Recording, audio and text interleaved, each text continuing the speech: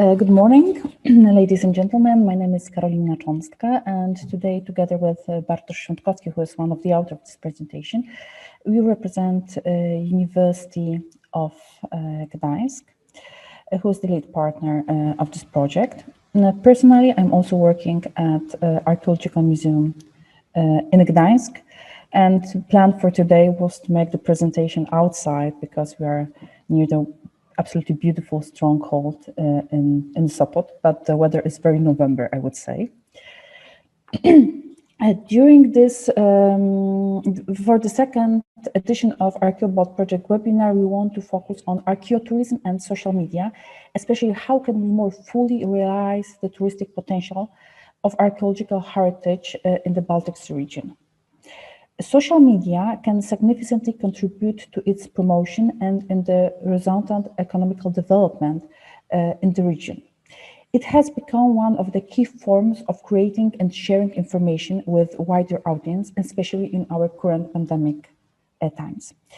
During the webinar, we will be exploring forms of the best practice, new trends in promoting archaeology, archaeotourism, cultural heritage, as well as ways of building and developing the archaeotouristic audience in the region. But before we start the discussion, we would like to give you a brief introduction to ArchaeoBalt project, especially for the person who did not participate during the first webinar. During this presentation, I would like to tell you a little bit more about way of understanding archaeotourism, how we work and how we deal with the cultural heritage, what are the origins and the main goals of ArchaeoBalt project. During our desk studies, when we were preparing this project, we find two areas in which we should work. First, it is archaeotourism. For us as archaeologists, this term is quite obvious, but for the general public, the way of spending free time near the archaeological heritage is not very obvious. That's why we also observe that there's potential of archaeological heritage in the Baltic Sea region, especially in touristic aspect, is not fully used. People usually, when we are talking about archaeology, they are thinking mostly about ancient Rome, Greece, and Egypt. They don't see the potential of Baltic heritage, and this is one of the reasons why we would like to work with this area, especially that archaeotourism is able to cooperate or be linked with sustainable green and blue tourism, well-being tourism, as well as idea of slow traveling. So we see here a big potential. The second challenge, which we observe, is the knowledge, the general knowledge about the Baltic Sea region. As a researcher, we observe that we know very well our regions, but there is still a problem to see one is on opposite side. So during this project, we would like to also create a coherent story about the Baltic Sea region. As of course, it is a process, but I hope that we will be able to start doing it during this project. We have a few partners. The general idea is the cooperation between universities and the museums. Universities which create the knowledge and museums which disseminate it. A lead partner is University of Gdańsk, and our partners are Aarhus University, Lund University, Bartosz Museum, and Museum of Gdańsk. ArchaeoBalt project is part of Interreg Southern Baltic Program 2014-2020, which is co-financed by European Development Fund. What is the origin? For the last 10 years, as the University of Gdańsk, we have a great pleasure to cooperate with Bartosz Museum. And local museum has very nice traditions that during the excavations, usually during one of the last days, they prepare event which they called Open Day. And people are able to come and see the archaeological sites, see the findings, get some first information about the interpretation of the findings and the place which was discovered during the excavations.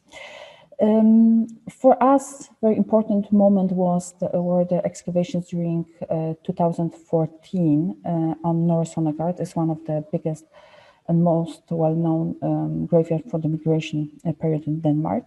And we were completely surprised because during the open day visited us more than 300 visitors.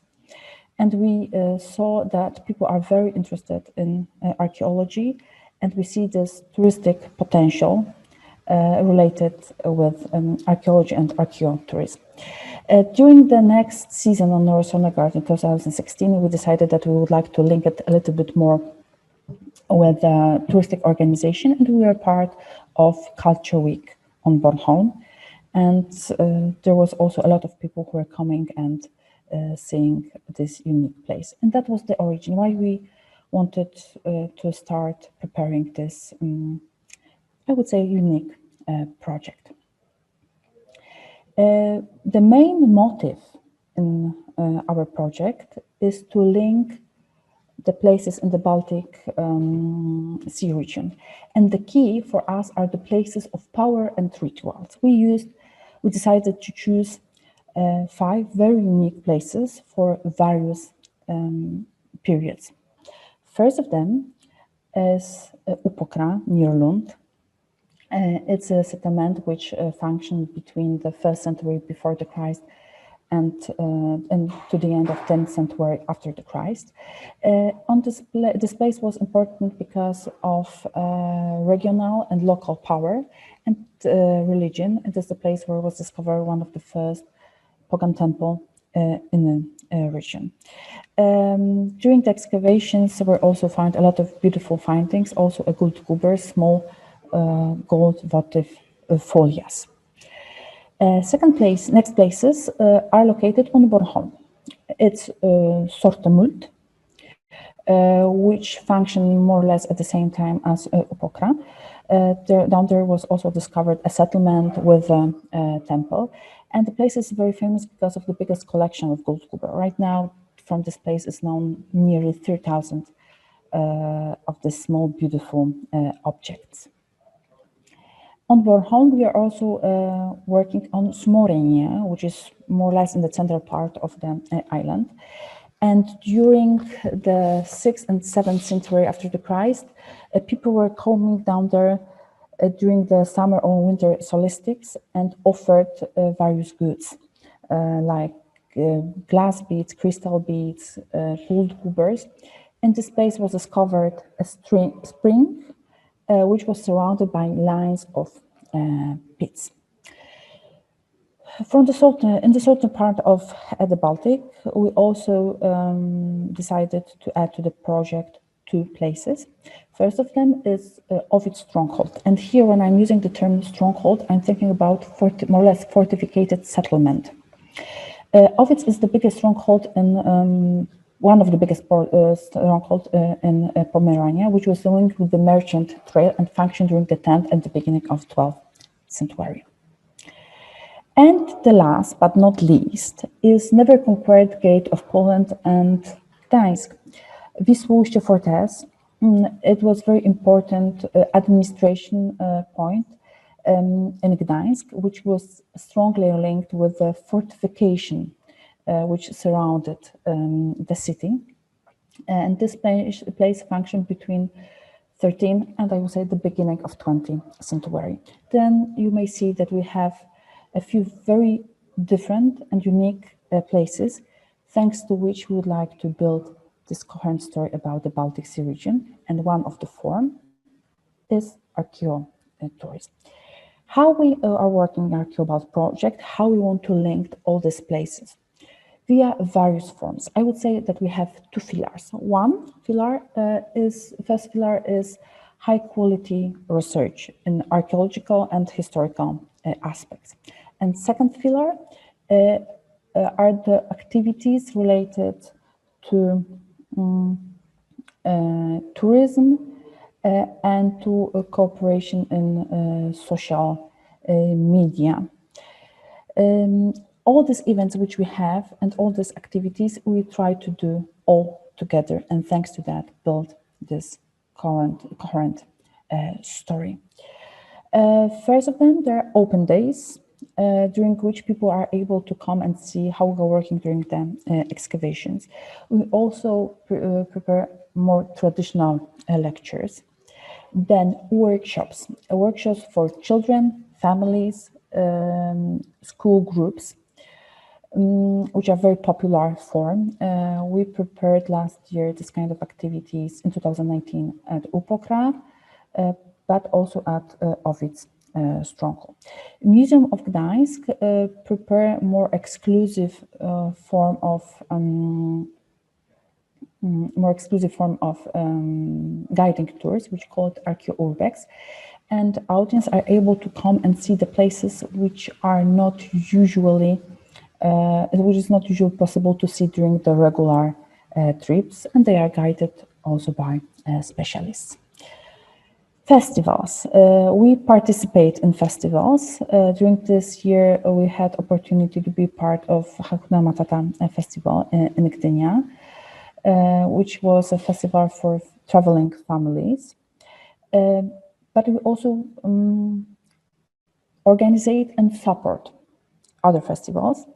In 2019, there were two festivals linked with ArchaeoBalt project. One, it was Wisłoujście 1577, and it was organized in July. And second festival was Vandal Days at UPOKRA in August. Some first results on ArchaeoBalt in the numbers. During the open days in 2019 at Sortemont, UPOKRA, Owic, Wisłoujście and Smorge, we had nearly 6,000 guests.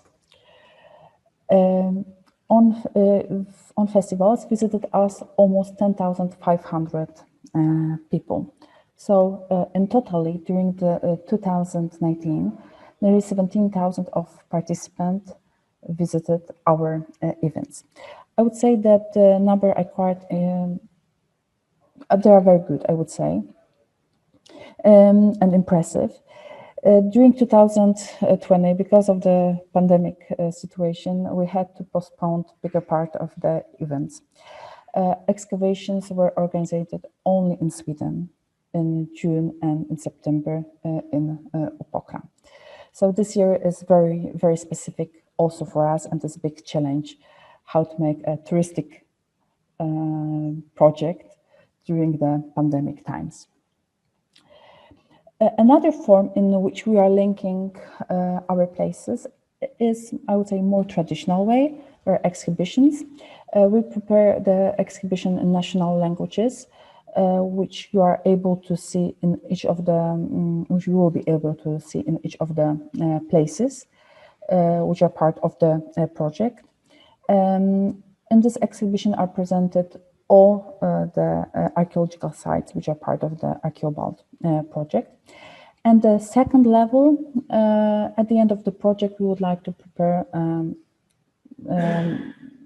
exhibition which will summary the whole project. So here we also have two forms. Another opportunity, more for related with children, we prepared our partners, Museum of Gdańsk, they're preparing a board game. You may see here right now the demo. So the player will be able to travel around the Baltic. They will have some challenges, and they will have to cooperate together to find a good or proper solutions. So it's in preparation. We are open for new technologies, and we also make an experiments. Part of our project is also VR activities. So we prepared 3 forms for UPOKRA, for Sortemont, and for Wisłoujście, but we are using 2 methods. First, there's a model like at Wisłoujście, and second, it's using a camera 300-degree camera. So you may see here Professor Mats Roslund, who is guiding himself, and enjoy the tour. Very important area for us, especially in pandemic times, are social media, and that's also the reason why we meet all together today here. You are able to find us at YouTube, Instagram, Facebook, Twitter. We start also working with the website, which will be Virtual Museum of Southern Baltic. On this website, you will be able to find the information about the archaeological sites, archaeotouristic attraction in the region, which will be also prepared or supported by the scientists in popular form. More about social media will tell during the next presentation Marie Conger, so I will not focus on this topic more. How we see the future and what can we say about the durability? What are the goals? What should be at the end of this project? All these elements which are prepared at the moment will be necessary for us to create a network of archaeological centers in the Baltic Sea region. One of the centers already exists in Opokra, and Opokra has a long tradition. Other places will be created, one at Wisło-Ujście and second one on Bornholm. Bornholm's Archaeological Research Center, well, the previous localization was in Stein, but right now we know that it will be built in Rone, so in the biggest town on Bornholm. Second element is the final protocol in which we would like to describe our experiences related to the project, also with social media, but also with cooperation with touristic organizations, and find some information about the research. Third element, it is prepare a more scientific publication in which we'll present the results of project. Our activities are also supported by our associated partners. We cooperate with Stena ferry company, Zew Północy, Scandinavian magazine, Archeologia Żywa, Archaeological magazine, and today is with us Radosław Biel, who will participate during the round table. Interguides and Binor, they're a touristic company. We have associated partner from Lithuania, Zastupia Archeologia, and Baltic Tourism Health Cluster, who is also interested in our results. As a project, we cooperate with other institutions, with Ovid Stronghold, with Archaeological Center at Opokra, and Museum of Slavonic Mythology in Ovid. So I hope I was able to, very briefly, to present you ArchaeoBalt project. If you would like to know more about these unique places which are part of our project, you are very welcome to look at our YouTube channel at the first webinar, and during which all the persons who are involved in the project present the first result related to excavations and research at Ovid, Wisło-Ujście, Smoryń, as well as Sortemund and Opokra. So thank you very much, and I hope that it will be, I'm more than sure it will be a fantastic day, and we'll find a lot of inspirational solutions for us. Thank you very much.